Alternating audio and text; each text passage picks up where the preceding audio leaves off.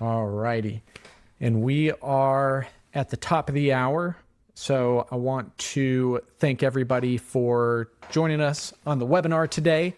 I'm joined here by Kevin Morgan of JP Morgan, who's going to be leading and guiding us through our conversation this afternoon. And I took what Kevin was talking about, created a little bit of my own title here on the conversation we'll be having this afternoon. But what we want to present to you all is what employees actually want from their 401k. And this is insight from JP Morgan's 2026 Guide to Retirement. And we're going to be diving into the details of exactly what people are looking for from their 401k. If you work with me, you've heard me say this before, but the 401k is the single greatest opportunity for employees to build wealth for themselves and create financial stability as well. And the opportunity to educate and inform through the retirement plan platform is something that I've not seen been able to be replicated outside of these corporate sponsored retirement plans. A couple of housekeeping items before we jump into the agenda and all the fun stuff we'll be covering. We want this to be a call for you all. So please feel free to jump into the chat and ask questions if you need any additional information, data, or perspective on any of the topics that we're covering. The Q&A box is open for that specifically. If you are joining this phone call and are interested in the CE credits for your SHRM designation, if you entered in all of the information during the sign-up process to get your SHRM credits, then we will be following up with everything that you will need to get credit for the time being here today. If for some reason you didn't include that, please send me an email. We just need the SHRM number for your specific designation, and we'll be able to ensure that you get credit. Yeah, Will, it does HRCI as well if anybody's got that designation. Perfect. Thank you. I forgot about that part, Kevin. So HRCI as well. So if you have a number related to one of those topics, let's get you credit for being here. Thank you for joining. For everybody that's on the call, who's in the room today, we wanted to get like-minded people here. So whether that's HR directors, benefits administrators, operations leaders, really anybody that is offering a retirement plan to their employees and wants to be at the cutting edge of understanding what your employees are looking for. I would imagine from an organization standpoint, you already have a good feel of what's going on within your organization. What we're here to do is provide you with a broader context of the data behind what's happening today in America's retirement landscape. Why does this conversation matter? To me, this is something that hits super close to home. I named my company after the retirement savings gap. 27T Financial is named after the $27 trillion retirement savings gap plaguing retirement savers today. What that means is that's the difference between what people have saved and what they need to save for retirement. And what we want to do is provide you with tools and research to help create the opportunities for people to better their retirement outlook. People with retirement plans are going to be better savers in general, and it becomes very difficult without a retirement plan to save every single paycheck in the way that you can through your corporate sponsored plan. Sometimes the 401k is not the first thing that I need to talk about to an employee, right? If you're thinking about how to create better retirement outcomes, it's how do you create moments for people where something happens, they don't have to tap into that retirement account. So sometimes with early savers, the first place we start is an emergency savings account. And I think through the data, you'll see what people are looking for from a communication education standpoint. We're going to have time at the end for Q&A, and then I will close us out with key takeaways and next steps. What we want you to walk away with for joining our call today is clarity on what employees are looking for, not just internally in your organization, but across the landscape of employees to help attract and retain the people within your organization that you want to. We're going to provide that to you in a language that you and your employees will understand and create some actionable ideas that you can bring back on Monday. If I haven't had the opportunity to meet you in person, I'd like to introduce myself. My name is Will Ham. I'm the CEO and founder of 27T Financial, a firm that's dedicated to closing that retirement gap. I Primarily work with mid-sized companies throughout DFW and across the country, primarily with HR directors and HR leadership teams to help create a retirement plan that is differentiated within your industry and helping deliver education to employees as well. I'm a certified plan financial advisor, non-qualified plan advisor, bring additional layer of expertise to the work that we do. And something that's great about being a financial advisor and an easy selling point to organizations is that my cost to be a financial advisor does not hit the bottom line from a profit standpoint of a business. Our costs are built into the retirement plan programs as a whole, and we're simply here to create better outcomes for your employees. If you haven't had the chance to meet with Kevin, he is one of my favorite people in the retirement plan space. He is the managing director of JP Morgan's Central DCIO division. And Kevin is one of the utmost leaders, thought leaders within the investment space here in the what we call the defined contribution, basically retirement plans that are company or organization sponsored. And JP Morgan does an annual guide to retirement, which is going to be the primary talking points for us today. So what I'm going to do is turn everything over to Kevin. Kevin, if you want to jump in, I'm going to just get your slides up here real quick. No, I appreciate it, Will. And yeah, thanks everybody. And kudos to you, Will, your dedication, your passion. I'm an old guy now, so I got to look to guys like you to be the future of this business. And I love how much you care about people, and you're just a good dude on top. All right, everybody. As Will said, my name's Kevin Morgan, and yes, I work for JP Morgan. So I'm going to let that kind of sink in, let you digest on that, and then let you know that I am the great, great, great grandson of absolutely nobody related to JP. So there's your first kind of strike one, I will say. We can bring this information from everywhere and anywhere to help you guys get educated and help your employees. To Will's point, JP Morgan, massive firm, massive brand. So most people hear JP Morgan, they think of the bank, they think of Chase. Some people think of retirement. Some people think of asset management, to Will's point. And the answer to all those questions is yes, we are all those things, which gives us a very unbelievable competitive advantage, because when people ask me what my company does, I tell them we do research. So we are here to bring sense to the senseless and more of reality from the noise that y'all hear. Because again, you've heard this story that history doesn't always repeat itself, but it tends to rhyme. And people, although we want to do better, we still continue to make bad decisions and do dumb stuff. So this guide to retirement, I call it the great big book of everything. I told Will, way I describe this book is everything you need to know from there to the day you retire to the day you unfortunately expire. And if you go to the next slide, Will, you will see that on that journey, it's just all the things you're going to need to think about: saving, spending, life expectancy, healthcare, Social Security. So what I always tell people, this book can be your playbook and the blueprint for your investable universe. Working with experts like Will to help you along every stage of that journey is going to be imperative for you. But the problem is people just don't ask for help. Unfortunately, in our world, there's 2 euphoric days in your life. And I just went through it with my parents. And the problem is people fall asleep at the wheel about what's for dinner, who's picking up the kids, are we moving, where's the car, do we need to get an oil change, who walked the dog, is the oven on, did you turn off the iron? And we just don't think about anything about what about this afterlife after we stop working, and what's that going to look like?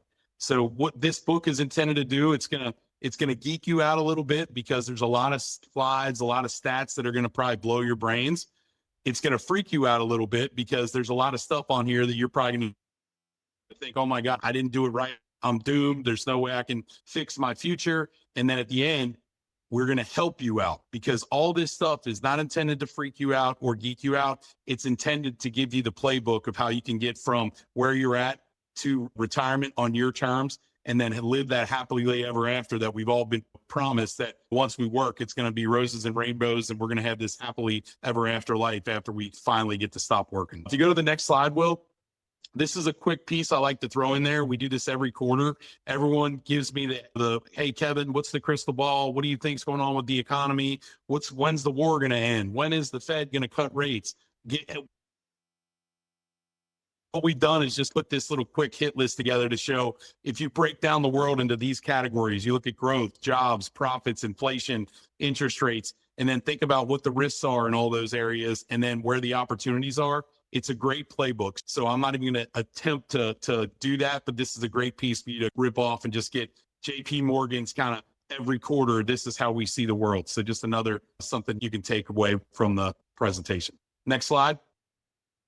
The themes we're really going to talk about are these, right? The math matters. So know your number. Anybody that's old enough, they used to do commercials about, hey, when you retire, what's your number? And they would show this bubble over people's head. And some people had it down to the penny. Other people had it in the millions or the hundreds. And other people just had question marks. So think about this personal journey of what you think retirement's going to be, where you want to spend it, what you want to spend it on, and you can back into those numbers. So know your math. We're going to talk about tax smart savings. So we'll hit the nail on the head.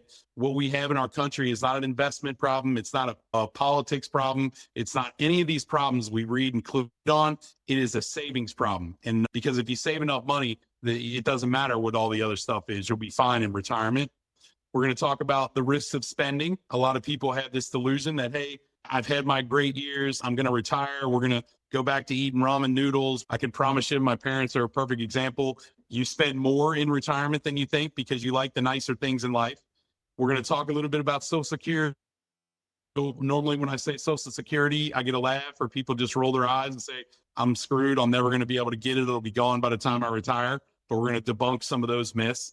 And then we'll talk about healthcare and long-term care, because that is, I think, one of the hidden things that no one thinks about.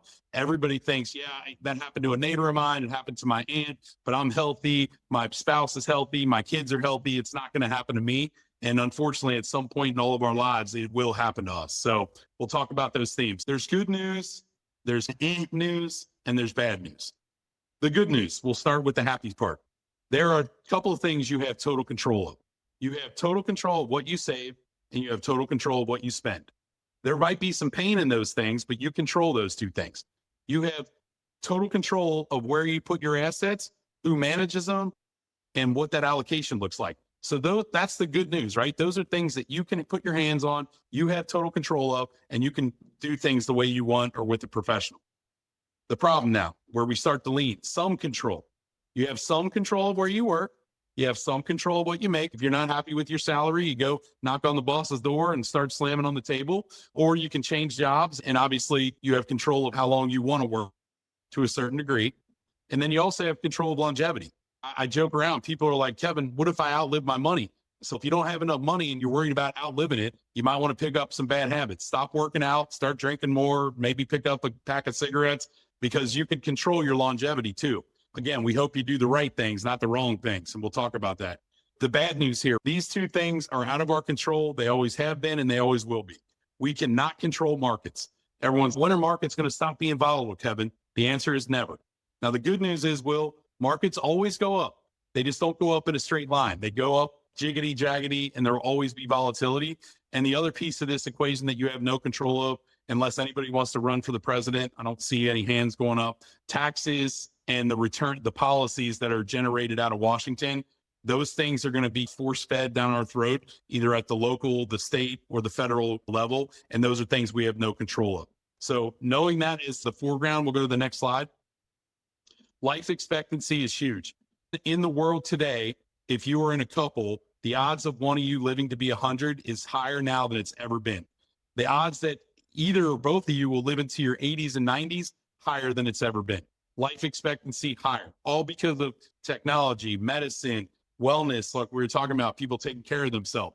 You fast forward to today, my parents are both in their mid 80s. They're healthy. They go on trips. They take walks. My dad even rides a bike now, which is alarming when we're going home to visit them in Ohio. And I see my dad getting the mail and he's on a bike and he does wear a helmet, which is even more creepy. So seeing an 85-year-old who's your parent driving down the street on a Swin with a bike helmet, but this is how they live their life. They want to be healthy and they want to enjoy their retirement. And I think our generation, Will's generation, his kids, that will continue to be the narrative because people want to enjoy life until it's unfortunately taken from us. So you have to think about, we're living longer. The problem with living longer, if you go to the next slide, Will, people are still retiring at or around age 63. And of course, if you look at the left side of this slide, When we poll people, everyone says, no, Kevin, I love work. I love the grind. I love making money. I'm going to work forever. I'm definitely going to work past age 65. If you look, the reality is only 35+% of people do that. And if you look on the right side of this slide, a lot of it's out of our control. You've heard about kind of AI and technology. So some of this stuff changes at your company, the private equity that's buying up a lot of companies. So you might get merged or acquired and the role might change. The health and the problems with disabilities, that's a big one. Care for a spouse. So there are things that are going to be out of your control where even if you want to work forever, which I hope none of us do, but if you want to work past age 65, you might not be able to. So you got to think about this kind of managing expectations of when you're going to stop working, how much money you're going to need. Next slide. People are talking about older Americans in the workforce, and this to a certain degree is true, but it's a lot of menial tasks, like a lot of people being Uber drivers, the joke about the greeter at Walmart. My dad was a police officer and he also worked in the courts and was a Marine. So he was pulling 3 pensions, but he went back to work and got to retire at age 57. So my mom actually worked longer so she didn't have to stand more time with my dad. But after they did retire, she went back to work and got a job at the Hallmark shop in the mall. And I asked people, you think my mom went back for the $8 an hour? No. Did she go back for the benefits? No. Did she go back because she just loves people that much and wants to get yelled at a card shop? People are working, but it's, again, to buy extras, to reducing savings, and a lot of stuff to stay active, as you can see. So if you look at the next slide, access to this retirement plan, to Will's point, it is the most powerful thing you're going to have. When we look at these stats, believe it or not, I know most of us that have plans think that's just normal, 50+%. So I think it was around 53% of workers in America today do not have access to a workplace retirement plan. And you see the stats here. If people do not have that access, their odds of having any money is very low. And the people that have it, the odds that they're going to have 100+ grand saved, the percentages jump off the chart. So if you have a plan, get people in it early and often. And if you don't have a plan, get one. And then when we think about retirement is something, I usually get this deer in the headlights look about, hey, I'm getting close to retirement. I don't know what I want to do. I've worked my whole life and now I want to relax. And no one really has this clarity around what they want retirement to be. So we just put together this little slide, and it's an acronym called PUSH. It's make sure before you retire, there's one thing that you want overarching. Do not retire from something, retire to something. Retire because you're ready to have this extracurricular life that you've earned with all these time, all this hours and all these days and weeks and years that you've dedicated to whatever companies and whatever craft you have, and make that a very purposeful next step. So we call this push. So it's have a purpose, make sure you have use, make sure you socialize, and make sure you're healthy. If you do those 4 things, your retirement will be fuller than you ever thought it could be. But again, don't be fearful, because what happens is a lot of people retire without having thought process. And this is when they get bored, they start spending more money. And then unfortunately, a lot of people end up going back to work. Next slide. So income replacement, we talk about our business does a terrible job of averages. The average participant, the average company, the average advisor, the average person. We tried to debunk that. So it used to be the average was 80% retirement income replacement. And this is what drives our economy, right? I'm sure anybody that's on the call today, your Ring doorbell's probably gone off and there's probably a box of stuff. And if your kids are out of school, they probably DoorDash Taco Bell for $20. So we continue to spend a lot of money. And if you look down the chart, the good news is for your employees that don't have high salaries, actually Social Security will replenish a lot of that income replacement. But if you look farther down the chart and you look at higher salaries, that's going to be on them.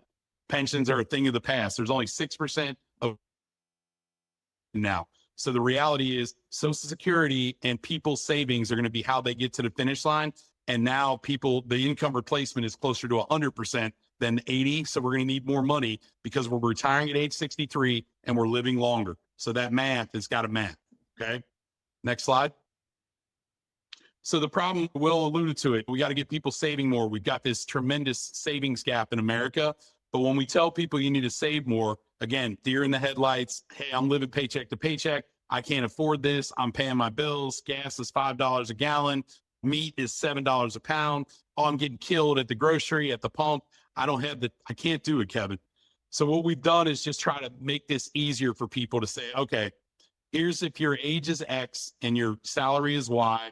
This is where you should be if you want to get to this income replacement at your salary level. Now, I usually call this slide my torches and pitchfork slide because when I show this to people, they literally show up in our office with pitchforks and torches saying, I'm never going to make it, Kevin. I don't have this much money. So if we go, and again, this was just to try and set, you have to use some hypotheticals, but if you go 2 more slides, Will, and start with the annual savings today, this is what we try to show people, that it's never too late. So even if that other slide that said, hey, if I'm 40, I should have X amount of $100,000 saved, and you're not there, this will give you, hey, if you're 40 and you have nothing today, you can still get there. And this shows you the percentages of where you need to start today. Now, again, not saying that there's not going to be some pain involved with this, because it will affect you. But while our government has not completely changed the landscape of the defined contribution and you're getting it tax deferred, this is not going to be as much of a hit as you think. And we're going to show you kind of a breakdown on some stats. But again, if you go to the next slide, it shows the breakout of the higher salaries. This is something to give people hope that if they haven't saved enough today, you can start saving today, because it's never too late. So if you go to the next slide, Will, cannot impress enough upon you. There's 3 words I want to hit on today, other than the geek out, freak out, and help out. It's discipline, it's dispassion, and it's diversity. So the first one is discipline. We got to get people saving early, saving often, and staying the course. The problem with people is we're emotional, right? There's a couple of things we don't like to mess with. Never talk about my mom, and don't mess with my money. And we get freaked out if any of this stuff happens. But if you look at these stats, this is just math, right? The people that saved this money, if they were disciplined and they were dispassionate and they just stayed the course and stayed allocated, they ended up, if they saved from 25 to 65 and just invested that $100,000, that end up over a 20-year period, or sorry, over a 40-year period, to almost $700,000. This is generational wealth, by the way, that most people are thinking there's no way I can be that person. The average 401k balance today, if you take all the money and divide it by participants, is about $104,000. This is 6 times that amount. So again, real money to get people to this retirement finish line. But if you look at the person in green that was like, you know what, Kevin, I don't trust markets. I don't trust the economy. I don't trust the war. I'm just going to sit in cash because it's safe. I don't like the volatility. That person missed out on almost $400,000 in earnings. So again, discipline and dispassion. And we'll talk a little bit more about that. The problem, again, we talk about this law of averages that our industry does, the average participant, the average plan, the average deferral. When we started in the plan universe out of pensions, we did some bad stuff. We let people just do it on their own, or now we started letting plans set these defaults, set their plan design. If they weren't working with somebody like Will that was looking at the unintended consequences of some of your decisions, we sat in these plans where, hey, yeah, we got great participation rate. We got 90% people, Kevin. Our plan is amazing. And I'm like, oh, that's great. You got most people in the plan. Good for you. What's your default for those people? And because you're the plan sponsor and you told them that's the right number, if you're not going back and auto-escalating them, they're sitting at 3% forever because they think that's the right number. We all know that 3% ain't going to get you to this savings gap that we talked about.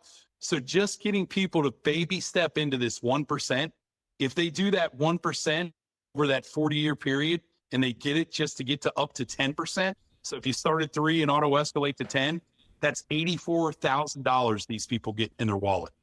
That's over years of salary for some people. That is real money that can be so much of a game changer just by doing this minimal 1% every year. I was going to chime in and just kind of hit the basics on what auto-escalate is for folks. So it's a plan function within your 401k where you can say, hey, we're going to start people saving at 3% if they don't opt in themselves. And if they never take action, we're going to increase their contribution year over year. So that's what that auto-escalation terminology means. So as Kevin mentioned, you start somebody at 3%, and then every single year they go up simply 1% more. And oftentimes you can set a final rate where the escalation portion stops at, say, 10%, as we're looking at in this example. This example actually goes from 5 and ends at 8, but great real world component of retirement plan structure that creates positive outcomes for employees. Yeah, and if you think about kind of what's been happening in our world, the government's getting involved. Most of you, probably, if you have plans or if you've taught working with Will, you've heard of the Secure Act and now Secure 2.0. And now there's rumors if the House flips in mid-year that the government, pretty lucky about launching a Secure 3.0 by the end of the year or into next year. And most of all these things that they're trying to lump on this act is all about getting more people auto-enrolled and getting more people auto-escalated, also bringing the start date from age 21 to age 18. So you're going to see the government really pushing this because we as a society are on a collision course of people living longer, people not working as early. So Social Security is kind of off. It used to be supposed to be 1-to-1. Now it's 3-to-1. 3 people taking Social Security to 1 person paying in. So if we don't get people saving more and they don't have enough to take care of themselves in retirement, there's no other way to take care of it other than taxes. Because in America, we know we're always going to take care of our own. And the benefits of the auto escalate are unbelievable. So if you look at that person that did constant 10% as opposed to the 3, and you saw just the people that got in plan and saved that 100 grand, if they get up to 10%, they ended up with $2.3 million. And I know when you talk to everybody at your rank and file, the non-highly comps, if you were to tell them at age 25, if you just put in 10%, and you get 90% of every dollar you make and just put 10% in this bucket, when you retire at age 65, you had 2.3 million, they'd call you crazy. They're like, no way, Will, there's no way. That I'm never going to be a millionaire. That's not in my DNA, and it's never going to happen for me. This is just math, y'all. You can see the stats on the side. The problem is, if we look at just somebody that did that 3% and just flat, they ended up with 940. So again, not terrible because they started save forever, but by not doing that escalate, they missed out on almost 2 million or $1.5 million. So that's real money, folks, life-changing money. So again, get them started early, get them saving more, implement this plan design stuff and work with people Will to try and get that right. Next slide. So I alluded to a little earlier, the government getting involved. There are still some good tax savings. We don't know where this is going to play because as we know, the government, no matter what side of the aisle, the one thing they need more than anything is money. So they're trying to Rothify our industry and trying to get the money taxed on the front end.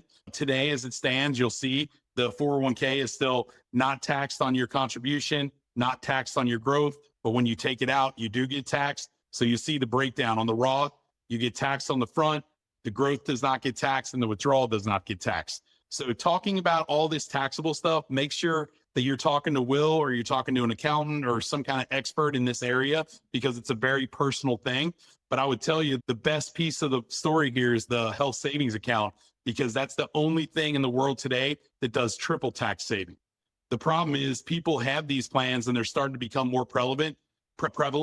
The problem is people are using them wrong. They're using it as a bank account and they're not taking advantage of the triple tax saving. So if you do have a health savings account, make sure Will or somebody that you're working with is coaching up your people on how to use it.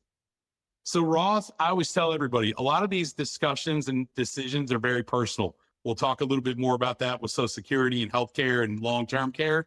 Roth is another one that's super personal. I would tell you that the gospel according to Kevin is if you're young today, you should probably do Roth because you're in a lower tax bracket. You're not going to get hit. And unlike me, where I didn't have that option when I was young, I'm going to get hammered on the back end because everything I have is qualified money. So again, very personal decision. But if you have a younger workforce, it might make sense to have some Roth. And if you have older folks, maybe getting the tax deferred is a better option just so you can delay the inevitable. But just know that at some point, some way, somehow, the government is going to get their pound of flesh. They always do. So, but again, something to be thoughtful of. Next slide. Will stole a little bit of my thunder when he brought it up because no one talks about emergency savings. They all want to talk about, I got to pay off my debt. I got to get in the 401k plan. But I love this slide. I tell everybody, print this page, put it on your dashboard in your car, put it on your refrigerator, put it at your cube, tape this thing everywhere because this, again, is the playlist of what we should be doing in our savings journey. So just like that checklist I was showing you where it showed if you're X age and you make this amount of money, here's how much money you should have. This is the playlist on what your savings journey should be. Always start with the emergency savings. And we're going to go through a slide that details what that looks like by age and by salary. But we work for Chase, or I work for Chase. And so we get access to tons of data. So 50+% of the world works with JP Morgan in one way, shape, or form. Credit card, loan, car, mortgage, whatever it is, right? Would you believe that out of all of our clients, 78% of them don't have more than $4,000 in their bank account? That means that if a hailstorm hits Texas, they're in trouble. That means if a knucklehead knocks into them in the parking lot and rips their bumper off, they're in trouble. That means if a windstorm comes through and rips your roof off, they're in trouble. So health emergency savings of having that nest egg of just a bucket of cash somewhere, whether it's in an IRA or a brokerage account, even if it's in a bank account, which I work for a bank, I would highly discourage because you at least still want your money working for you, but have a bucket of money somewhere for a rainy day. Because again, I don't want people to be the person that's, this never happened to me, but now it happened to me and it wiped out all my money. So if you go to the next slide, Will, this talks about emergency savings. Now, when I grew up, it was the 3-month rule, right? Kevin, you need to think about what you make, what your bills are, what your room and board, your electric and your money and all that. And if you get fired tomorrow, you have to have at least 3 months of savings just to get you through before you get your next job or whatever. This actually gets very finite and breaks it down by what your ages are and then also what your salary break point is. And it shows you how many weeks and months you should have this emergency savings. And no surprise, as you get older, you're going to need more of it because your hits on healthcare and on your spending and all the extracurriculars are a lot more expensive when you're older than when you're younger. Nothing earth-shattering or new news, but just giving you a playbook on making sure you've got that rainy day fund set aside. And I'll just add to that as well. This is also an idea around planning from a risk perspective too, right? So if you're more risk averse, you usually want to have a higher emergency savings reserve amount than if you're maybe a little less risk averse. You want to have more money in the market. You're okay with the ups and downs of life hitting you with a little more uncertainty. That's some of the perspective that I like to bring in talking to people and determining where in these ranges that you fall. It is also a component of the risk that you want to be taking on as well. Yeah. So if you go to the next slide, this is that it won't happen to me. Be prepared because it does happen to you. So 9 in 10 people are going to have some kind of spending spike, whether it's a water heater that goes out, a health scare, a hailstorm, a car wreck, whatever it is. And 1 in 3 of those folks cannot afford it when it happens. So again, now we're seeing credit card debt has quadrupled. We're seeing people get repoed on their cars. Savings have gone down. Spending has gone up. So we're in this conundrum, and a lot of people are on a collision course. But again, this stuff is avoidable. So if you look at the next slide, we talk about these spending spikes, and no surprise that once people get into their 40s and 50s, that's when the spending goes crazy. You want the new house, you want the different car, you need the minivan, like all this stuff starts to spike as we get older, as opposed to when we were in our 20s and we could live in a 1-bedroom apartment and nothing mattered, right? So you just have to be thoughtful of those things about how that spike plays out. And if you look at the next slide, the loans and withdrawals, which are happening at an alarming rate now. So people are using their 401k as a piggy bank again because of some of the stuff I alluded to with savings issues and a lot of the credit card debt, student loan. That really is a terrible recipe for disaster. So I always tell people, look, I'm a recovering record keeper. I worked at Fidelity. I was a relationship manager. I used to work with companies directly on their plan. And it's really hard to eliminate these things. People are like, man, I can't take away my loans. Anything you can do to discourage your people from doing this, because it exacerbates the bad habits and the money will disappear. And people, again, it'll be this temporary gratification, but it long-term will really affect their 401k and again, affect their future on when they can retire and the money they have into retirement. Next slide. So again, inflation, you got to talk about it because now we're back in this stuff with the war and what's going on with oil. And you saw CPI spike this past week up to almost 4% again. But if you look at inflation over time, again, sans wars and sans the stuff that happened with COVID and supply chains, we're back in line with where inflation normally is. Now, again, that doesn't mean that over time, there are things that are going to be more inflationary than not. And as we get older, there's definitely going to be more. I think food is a huge one and healthcare is the biggest one, right? Housing you're seeing as well. So those are 3 things that are inevitable. We need room, we need shelter, we need a roof over our head, we need to eat, and that's inevitable. And we're also going to need healthcare the older we get. But thinking about inflation being this massive driver, and I got to focus on inflation, it's not really affecting us all. Look, do I complain when I go to the gas tank? Absolutely. But I still put my credit card up there and I have to get gas. And this too shall pass because it always does. But thinking about inflation is not really where we need to spend our time, because over time, and you can see charts that start from when CPI and all this stuff was monitored, it all comes back to the mean. There are some spikes, but it comes back to the mean. We're going to the next slide, changes in spending. So again, sands of inflation, when we talk about this spending, a lot of people have this delusion that, hey, I'm going to get older, I'm going to spend less. And you will spend a little less because, again, hopefully your house is paid off, your cars are paid off, or what have you. But I can promise you, because my parents still live in Ohio, so I have to go back and visit them. Of course, they always want me to go at Christmas. I'm like, do you know the difference between Texas weather and Ohio weather in December? Why don't you guys come to us? But they don't like to travel anymore, so we do it. But at least I'm thinking, if I go home and I stay in my parents' basement, I'm going to get a nice breakfast or a home cooked meal.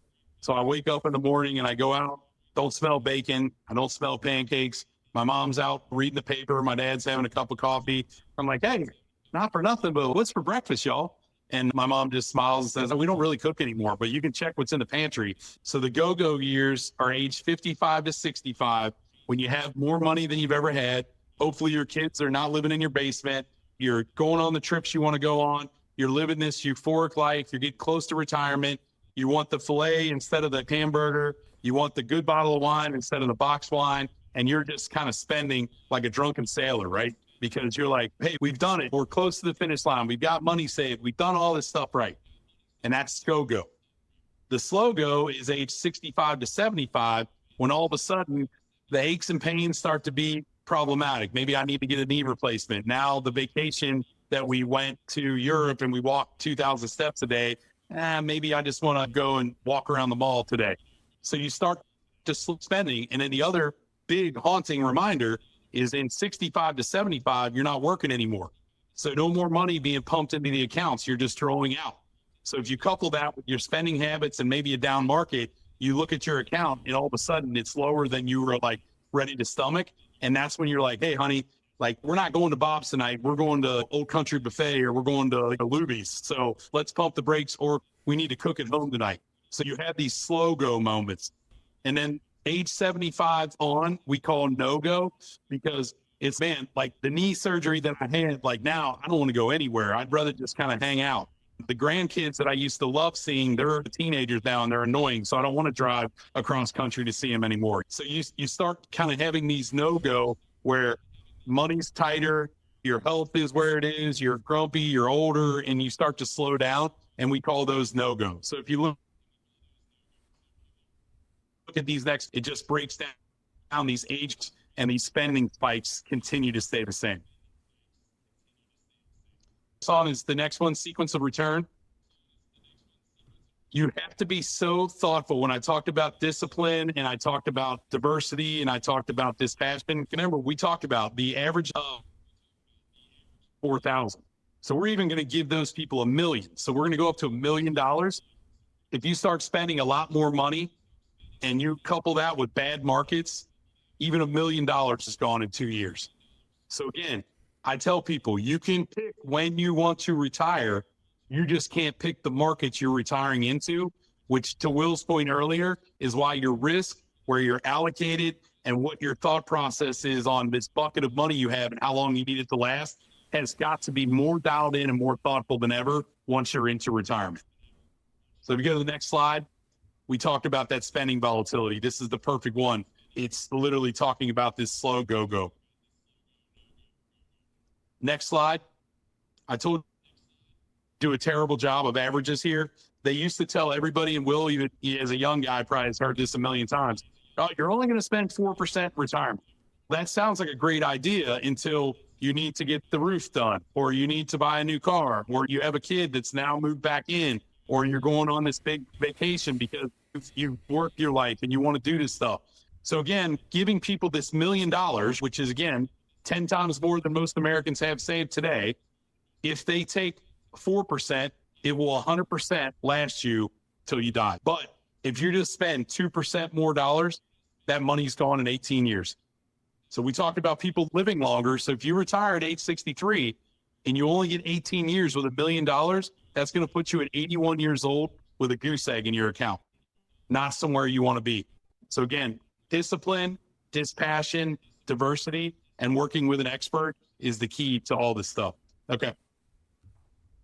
So let's go 2 more slides, skip this next one and go to retirement income management. This is just a little playlist because everybody in our industry talks about retirement accumulation. So we think about, hey, this time that you're working, save more, get in the plan. Let's make sure you're in a target date fund. Let's make sure you're working with an advisor. And then the problem is people retire and no one thinks about the decumulation stage. So we got to think about retirement income. So thinking about what I want to spend, make sure I'm confident. You have to think about what you need, how you need to spend, and what you want that retirement to look like. And then you got to think about how much income will I receive if I go into those things? How long will my money last? How much risk will I be able to take? And will I have access to that money? A lot of these insurance wrappers, they're actually sold off to the insurance company and it's no longer your money. So it is imperative. You guys, a buddy of mine told me a long time ago, no matter what industry you're in, there'll always be somebody that will take your money. So make sure that before you give anybody your money, you're working with an expert and you know the products, because it all sounds like the greatest thing since sliced bread until you get somebody that can dig into it and know what you're in. So if you go to the next slide, this is just simply talking about retirement goals. Remember, I talked to you about that acronym, that push. I have a purpose, use, socialize. This is really thinking about how do I want my retirement to look like? Do I want to just get to the finish line and have the day I die, the last check I write bounce? Or do I want to have this great life and have a little bit of extra? Or do I want to have this legacy of when I pass away, I want to give this to my kids or my grandkids or to charities or what have you? So when you think about that, your investment risk has to change. A lot of people think they retire, take the bucket of money, just put it in cash, but you still want to take advantage. Because remember, I told you markets always go up, but they do have some risk. But if you work it right and do the allocation, you want to at least have some earning power into retirement. So if you go to the next slide, this just talks about that. When you think about stable spending, Social Security, pensions, any of the stuff that you bucketed out might have that. But then if you look at the next level of that variable spending, we need to get some extended assets in play. And then if you look at a legacy and actually growing that money, you need to think about growth-oriented portfolios. I know a lot of talk about alternatives these days, private equity, stuff like that. So again, just be super thoughtful about where you're diversifying your assets. And if the next slide just kind of goes over that as well, this bucketed. So this is just talking about this bucketed approach through life and your spending habits. But if you look at the next slide, the inherent problem, and I talked to you guys a little bit earlier about how emotional people are. We're also get really attached to our money and we get stuck in our ways. I joke, when I was a younger man, I said, man, the one thing, end up like my dad. He's so routine. He's so boring. And now I look at my life and I've turned into my dad. You know what I mean? I love routines. I love boring. I don't like anything. I don't want to take risks. I don't want to go skydiving. So just be thoughtful to make sure you're working with a professional that will push you a little bit. Because again, if we do it on our own, we can't help let human nature get in the way. Next slide. This is where I talk about that discipline and dispassion. I told you guys, every year is going to have this crazy volatility. So if you look at the bottom chart, in any one year, and again, this is since 1950. So this is going back way back, right? The stock market in any one year was up 52% in one year, and it was down 37. So again, volatility, you could drive a truck through. But when we talk about what we're doing, what Will and I are trying to think about is 40-year window, 25 or 20 to age 65, right? So think about long term. So yeah, in one year, it could be crazy. And if you let that drive your emotion, you're probably going to lose because it's a big gap. The 5 year, that same 52 to 37 is now only the worst 5 year was down 2% and you're still up 29. Roll out to 10. Only one time was it down over a 10-year rolling. And if you look at 20, so if we just stay the course, y'all, your worst year was 6%. And you're up 18. So discipline, passion, diversity. And that's just in the equities. If you go look at 50-50, the minute you get from a 50-50 portfolio of equities 50%, fixed income 50%, the 5-year rolling never lost money. So having that diversity and working with an expert is going to serve you well. And it's also going to serve your money very well. Next slide. This is the last slide I'm going to talk to you guys about discipline and dispassion. Everybody I work with always has these aha moments of, Kevin, I watched this Jim Cramer guy. This is an unbelievable stat. So on the S&P 500, since January of 2006, if you look until December of last year, so this 20-year gap, if you stayed fully invested in the S&P and never did anything, you made 11%. Nothing to write home about, but 11%, Will, not bad, man. And The when you 10 factor best in, days- Sorry. you're factoring in on that fully invested number, the great financial crisis and one of the greatest market pullbacks we've seen in the history of the stock market happening just 2 years after you started your investment. So I think that just adds additional clarity to the impressive numbers that this shows you of remaining disciplined. Yeah. And this is everything. This is the crash, the Ukraine war. It's got all these major pullbacks because every year the market go crazy. But if you stay the course, 11%, if you just miss the 10 best days in that 20-year window, so think about 20 times 365 days, in 10 of those days, your returns get cut in half. So if you get nervous and pull out, you miss 10 days, your returns are cut in half. If you miss another 10, you miss 20 total of the best days, another cut in half. So by trying to time markets, you lose. Here's the kicker, the box in the middle. 6 of the 10 best days in the market come within 2 weeks of those worst days. So when people say, hey, I knew this was coming, I pulled my money out, I ask them, please tell me that you only pulled it out for 1 day. Because if you didn't put it back within 2 weeks, you missed the best days as well. So again, stay disciplined and dispassionate. Next slide. This is just talking about private investments. There was an executive order that Donald Trump launched last year, trying to get alternative investments maybe into plans. Very volatile environment with these investments. So before you start putting Bitcoin and private credit in your plan, please talk to Will. And again, I hope Will, he's shaking his head. Don't do this without really working with a professional and thinking about what you're entering into. So listen, just because there's executive orders, and there's going to be a lot of them because he's got 2 more years and he wants to make his impression on the world. Just because there's an executive order does not mean you guys have to do it, but just gives you the opportunity to investigate. Next slide. Social Security, I'm going to touch on this. I know we got 5 minutes, so I'm going to be fast and furious on Social Security and healthcare. We'll call this a wrap, and then we'll take some questions.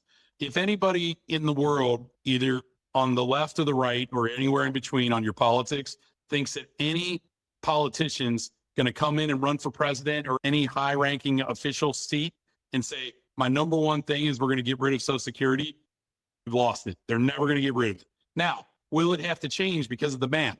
Absolutely, because I told you, when Social Security was created, it was supposed to be one person paying in, one person pulling out. It's now 3 to 1. So that will have to change, and they'll have to make the math work. Now, regardless of what it looks like, if you go to the next slide, be super intentional about when you're filing for Social Security. My mom, at her regular job, she worked at a dental office until she was 65. My dad was pulling 3 pensions, remember. So she's still working, and they have 3 mailbox checks coming in. When do you think she applied and started taking Social Security? Age 62. Why?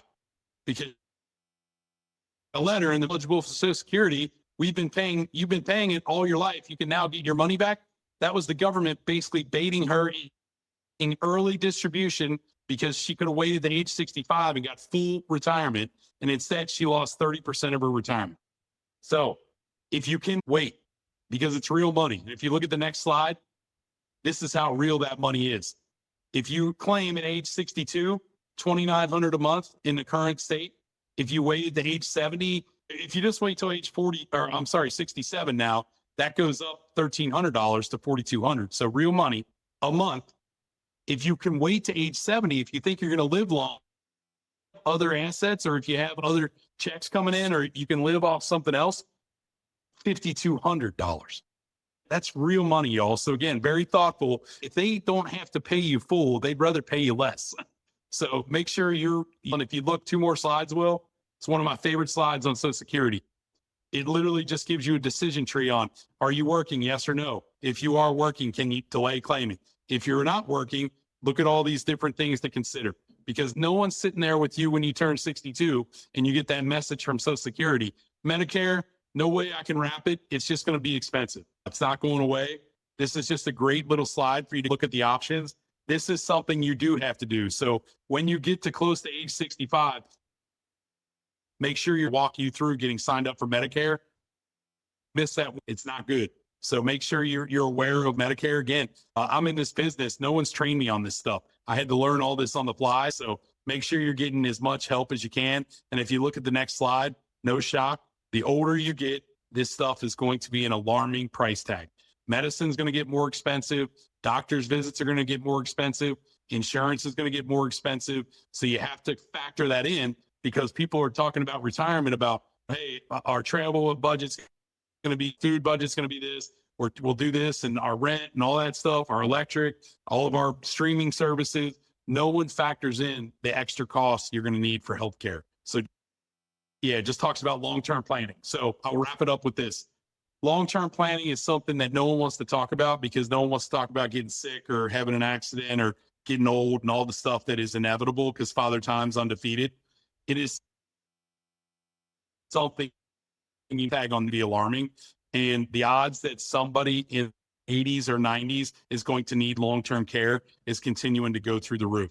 So the next slide is just giving you a playlist of, hey, think about all these options when you're considering long-term care and looking at savings. There's insurance you can look at. There's life plan communities. There's some links on here. So my advice to everybody, again, discipline, dispassion, diversity when it comes to investing, and then educate the heck out of yourself and ask questions when it comes to everything else. And again, Bill are going to be the future for this business. They're here to take care of you guys. They're your trusted advisor on all this stuff. And that's what his job is. And that's what he loves doing. So take advantage of him, put him to work, and then let him put me to work.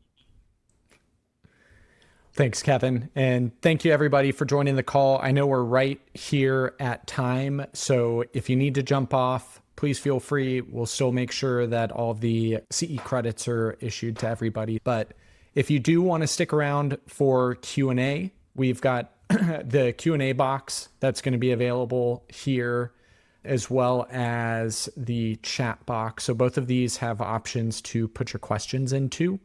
One last item we're going to wrap up here from my perspective is a couple of items. We wanted to give you some takeaways for the conversation. So as HR leaders on this phone call, there's a few things that you've got direct responsibility or opportunity to have positive impacts on the people within your organization. And one place to start is looking at, are you offering auto-enrollment and auto-escalation? From all of the data that we look at, that's one of the biggest drivers of positive impact on people's savings rates. The other component is oftentimes employees are misunderstanding the match, or from your perspective as business leaders, how much that match is benefiting those employees. So asking the question of, do you know what the company match is and how it's working for you? You'll have access to scheduling time with me as it pertains to asking questions for your retirement plan. JP Morgan Funds, plural, FUND as in dog, S as in Sam.com. All this stuff is available, and it's in-client approved. So the plan sponsors can use it. They can give it to their clients. They can give it to their participants. All this stuff is available. And then if follow-up questions come, have them send them to you, and we'll get them the answers they need. Fantastic. And if we can, we'll include it in the email as well. We'll include a recording of the webinar here. It'll also be uploaded to our YouTube channel. I also wanted to let everybody know on this call that we are putting on additional webinars focused on HR leaders within their organization. The QR code to register here. So next up in September is how to use your retirement plan and the financial wellness component in that as a tool for retention. And then we'll be doing an additional CE webinar at the end of the year. So I want to thank everybody for being on the call today. Kevin, thank you so much for the time, for the information, for the data. It doesn't look like we had any specific questions that came through. I'm just going to check one more time. I think the thoroughness of the information got everybody what they needed. I want to thank everybody again for taking the time. And know that you'll be receiving a follow-up email from me in regards to all of the information we covered today. and your CE credits. So thank you everybody for being on the call. Kevin, thank you so much for the time, and I appreciate everybody here this afternoon. See everybody soon. Thanks, Will. Thank you, bud. Thanks. Bye.